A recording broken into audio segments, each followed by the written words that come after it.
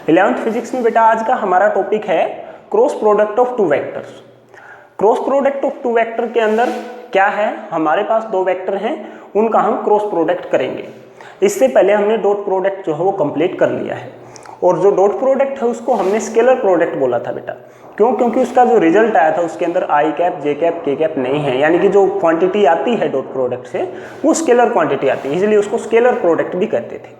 ठीक है, आज का टॉपिक है cross product of vector. So let's start. Let we have vector A vector है हमारे पास A X I cap plus A Y J cap plus A Z के कैप। ये सिंपल नोटेशन है, हमारी जनरल नोटेशन है। कोई ए वेक्टर है, कोई दूसरा वेक्टर है बेटा हमारे पास वेक्टर बी, इसकी जो फॉर्म है उसको B x I cap, B Y J cap और बी जेड के कैप। ये हमारे दो वेक्टर है ए और बी। अब अगर हमें ए क्रॉस बी निकालना है तो इसके लिए हम क्या करेंगे? इसके लिए हमारे पास जो मेथड है वो क्या है, हम ऐसे लाइन लगा के ऊपर लिखेंगे बेटा इसमें आई कैप, जे कैप और के कैप। इस जे कैप को हम माइनस कर लेंगे।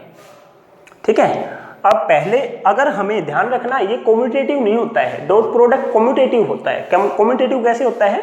ए डॉट बी और बी डॉट ए कैसे भी कर लो, कोई दिक्कत नहीं आएगी, आंसर सेम रहेगा। लेकिन ए क्रॉस बी और B cross A same value नहीं होती। इसका मतलब क्या है? इसका मतलब ये है कि जो क्रॉस प्रोडक्ट होता है वो कॉम्यूटेटिव नहीं होता, डॉट प्रोडक्ट होता है।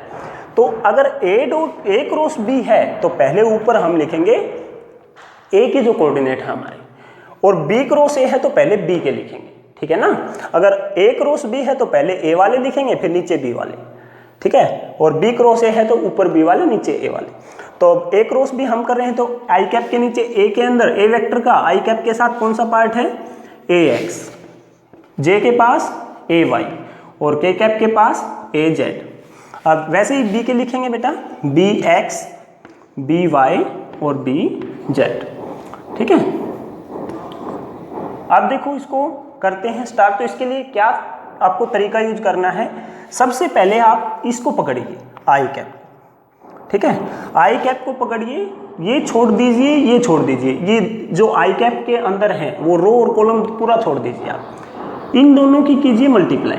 ठीक है, ध्यान रखना ऊपर से नीचे मल्टीप्लाई कीजिए, क्या आएगा? ए वाई मल्टीप्लाई बी जेड। ठीक है, और माइनस का साइन अब इन दोनों की मल्टीप्लाई बी वाई ए जेड। अब क्या आप करना है? अब ये पकड़ना है माइनस जे।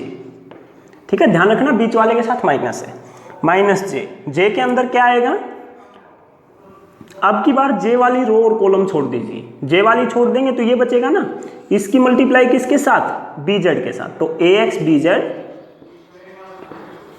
माइनस का बी एक्स ए जेड। ठीक है, A X B Z B X A Z.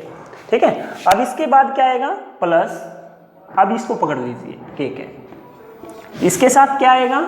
इस वाला रो और कॉलम छोड़ना है। अब की बार इसका रो और कॉलम छोड़ना है तो क्या करना है? ए एक्स की मल्टीप्लाई किसके साथ होगी? बी वाई के साथ माइनस, और बी एक्स की किसके साथ होगी?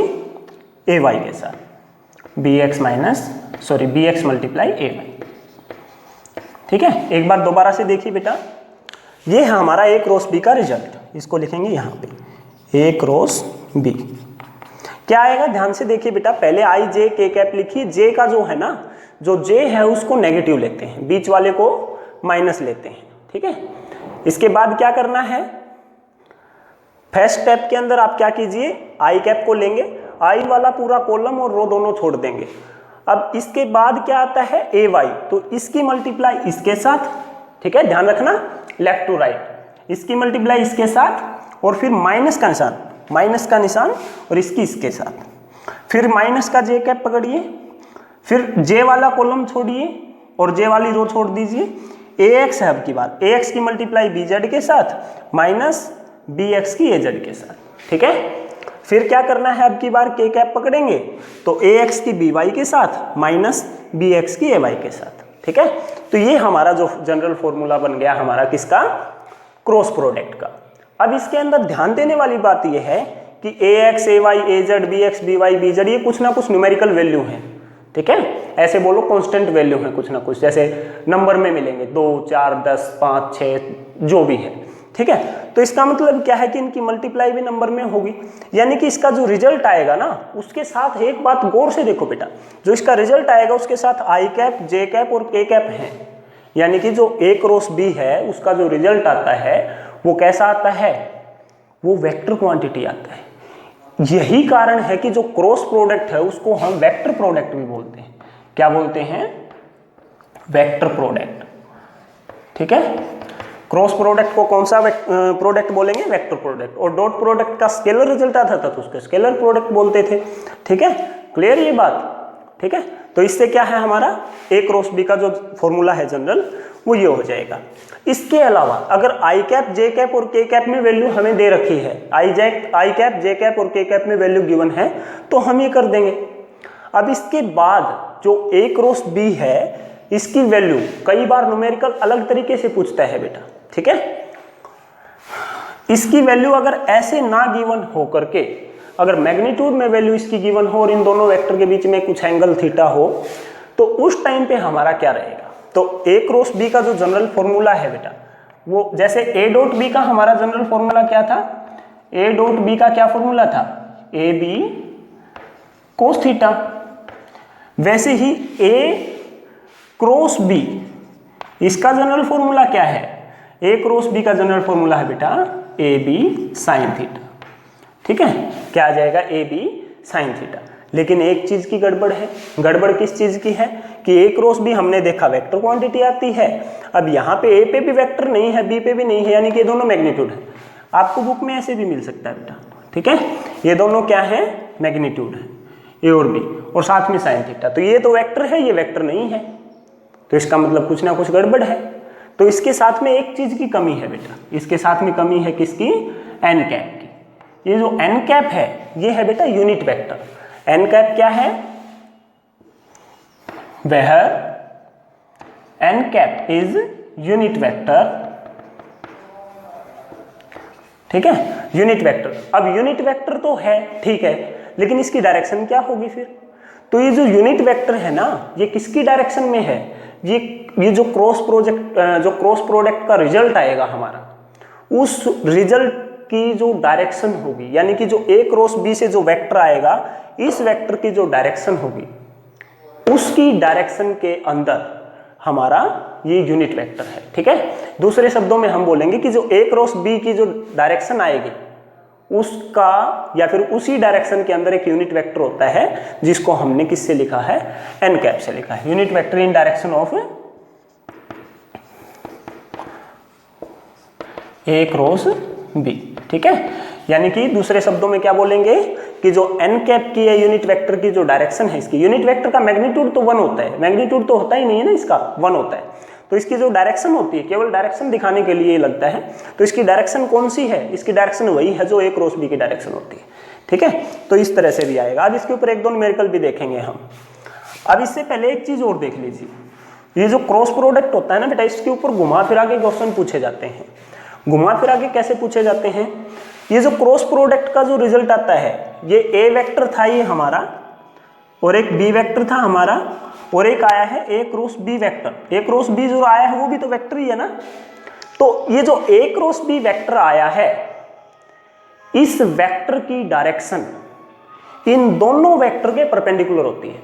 नोट करना बेटा इस चीज को कि direction of vector obtained by cross product of two vector is perpendicular to both A and B, या फिर perpendicular to both given vector. A vector मान लिया हमारा इस डायरेक्शन में एक्स एक्सिस के अलोंग है, बी वेक्टर वाई एक्सिस के अलोंग है, तो जो ए क्रॉस बी वेक्टर आएगा वो जेड एक्सिस के अलोंग आएगा, ठीक है। तो इसकी डायरेक्शन को या इसको डिफाइन करने के लिए हमारे पास एक रूल भी दिया जाता है, स्क्रू रूल दिया जाता है या राइट हैंड थंब रूल बोल देते हैं इसको, ठीक है। तो मान लिया एक वेक्टर की डायरेक्शन ये है, दूसरे वेक्टर की डायरेक्शन ये है, इन दोनों के बीच में एंगल है थीटा, ठीक है। तो जो ए क्रॉस बी वेक्टर आएगा वो कहाँ आएगा? ये मान लिया ए है, ये है मान लिया बी वेक्टर। तो जो ए क्रॉस बी वेक्टर आएगा उसके लिए अपना राइट हैंड इसके ऊपर रखो, अगर ए क्रॉस बी कर रहे हैं तो ए से बी की तरफ चलो, बी क्रॉस ए कर रहे हैं तो बी से ए की तरफ चलो। तो इसके ऊपर हाथ रखो, ए से बी की तरफ चलो, जहां पे हमारा थंब होगा वही डायरेक्शन होगी इनका क्रॉस प्रोडक्ट करने से जो वेक्टर आएगा उसकी। ठीक है, तो यानी कि इन दोनों के परपेंडिकुलर होगा ना बोर्ड के आउटवर्ड, बोर्ड से बाहर निकलेगा। अब अगर बी क्रॉस ए निकालना हो तो अपना हाथ दोबारा से यहीं रखो और उस तरफ घुमा। बी क्रॉस ए निकालना है तो बी से स्टार्ट करो और ए की तरफ चलो, तो अंगूठा जहां जाएगा वो क्या रहेगी, डायरेक्शन बी क्रॉस ए की। ठीक है, तो ध्यान क्या रखना है बेटा, इसके अंदर मोस्ट इंपॉर्टेंट चीज यही है, क्वेश्चन इस पे पूछ सकता है कि find the vector perpendicular to the both vector A and B, और ए और बी वेक्टर आपको दे देगा। ठीक है, तो वहां पे इनडायरेक्टली ये नहीं बोलेगा कि क्रॉस प्रोडक्ट निकालो, इनडायरेक्टली आपको बोल देगा कि क्रॉस प्रोडक्ट निकालना है। तो वो आप तभी कर पाओगे जब आपको पता होगा। ठीक है, दोबारा से सुनिए, जो क्रॉस प्रोडक्ट से जो वेक्टर आता है उसकी डायरेक्शन जो दोनों वेक्टर हैं जिनका हमने क्रॉस प्रोडक्ट निकाला है उन दोनों के परपेंडिकुलर होती है। ठीक है, अब इसके ऊपर एक दो न्यूमेरिकल हम देख लेते हैं।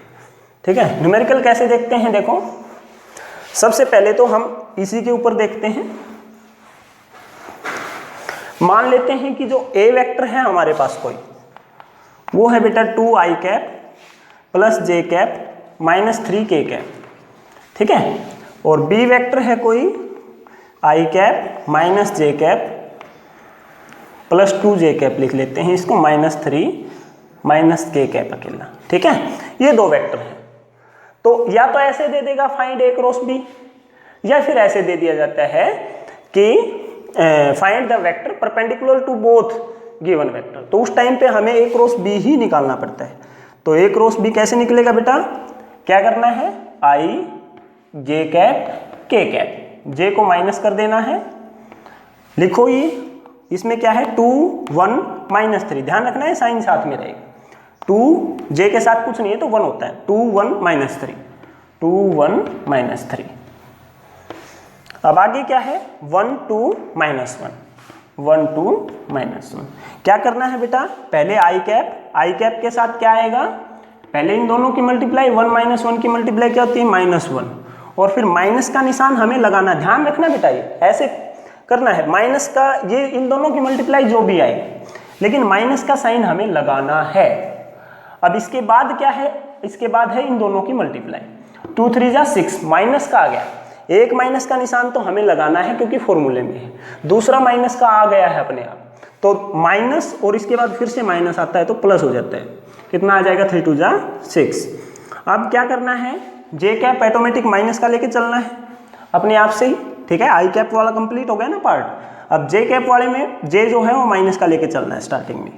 इसके अंदर क्या आएगा बेटा, जे कैप के नीचे क्या आएगा, इसको छोड़ना है, 2 1 जा 2 माइनस 2, और माइनस का निशान लगा के चलना है ऑटोमेटिक, और इसकी फिर इसके साथ मल्टीप्लाई, 1 3 जा माइनस 3, देखो माइनस का निशान है तो यहाँ पे कितना आएगा, एक तो माइनस लगाना है क्योंकि फॉर्मूले में है, दूसरा माइनस साथ आ गया तो माइनस माइनस प्लस का 3, और प्लस में क्या आएगा के कैप।